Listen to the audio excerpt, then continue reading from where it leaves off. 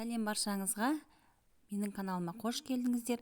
Бүгін өте дәмді әрі жұмсақ булочканың рецептісімен бөлісетін боламын. Соңына дейін менімен бірге болыңыздар. Менің каналыма тіркелмеген болсаңыздар, менің каналыма тіркеліп қоңырауды басуды ұмытпаңыздар.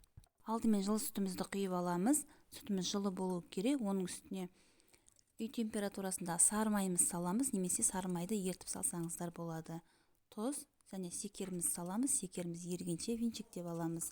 Оның үстіне бір жұмыртқамызды салып, барлығын жақсылап араластырамыз. Ашытқымызды, яғни дрожжымызды салып, барлығын араластырып, ұнымызды електен өткізіп саламыз. Ұнымызды бірден салмаймыз, 3-4 бөлікке бөліп барып, електен өткізіп салатын боламыз. Сол кезде біздің булкаларымыз көтеріліп, жұмсақ болып шығады.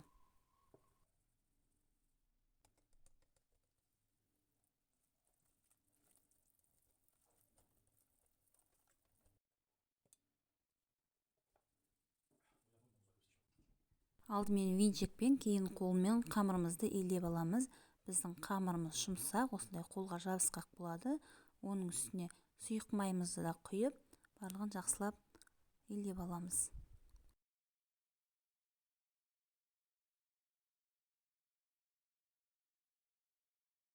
Қамырымыздың бетін жауып, жылы жерге қойып қоямыз. Біздің қамырымыз көтерілу керек. Мінекей біздің қамырымыз көтерілді.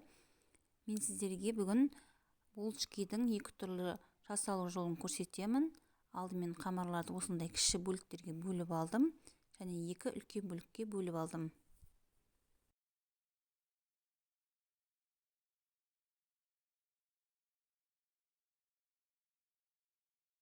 Қамырларымызды осылай барлығын домалатып қоямыз. Булочканың құрамын видеоның астында описание бөлімінде қалдыратын боламын.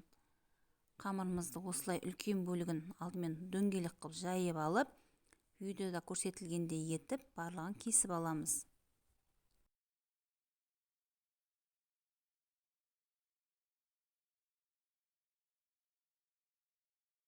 Мен булочкамның ішіне варенка салдым, яғни вареная сгущенка. Сіздер өздеріңіздің қалауыңызша варенье немесе шоколад салсаңыздар болады. Менен сіздерге түйелі жолын көрсетейін. Алдымен осылай екі шетін жақсылап бір-біріне жабыстырып алыңыздар.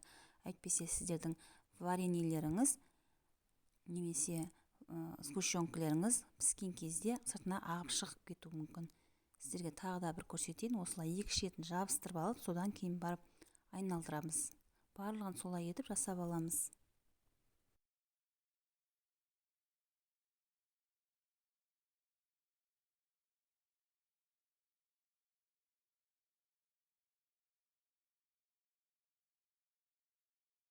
Екінші жасалу жолын көрсетейін. Оны дөңгелек емес, осылай сопақша қылып жайып аламыз. Оның үстіне салмамызды салып, осылай шеттерін жақсылап жабыстырып аламыз. Пышақпен осылай кесіп шығамыз да айналдырамыз. Видеода көрсетілгендей етіп, барлығын жасап шықсаңыздар болады. Тағы да бір рет сіздерге көрсетейін. Солай етіп барлығын жасап алыңыздар.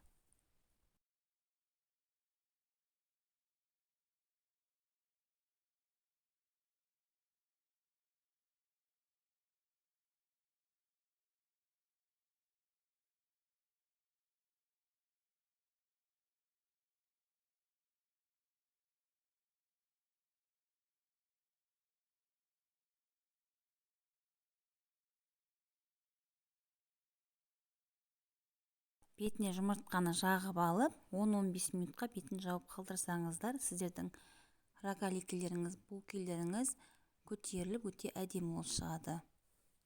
180 градус қызып тұрған пеште 30-35 минут пісіріп алатын боламыз. Мінекей біздің булкаларымыз дайын болды. Өте дәмді әрі жұмсақ болып шықты. Менің рецептім бойынша жасап көріңіздер. Сіздерге ұнайтынына 100% сенімдімін. Соңына дейін менімен бірге болғандарыңызға рахмет. Менің каналыма тіркелмеген болсаңыздар, менің каналыма тіркеліп, қоңыраушаны басып қойыңыздар. Астарыңыз дәмді болсын. Сіздермен бірге болған Салима.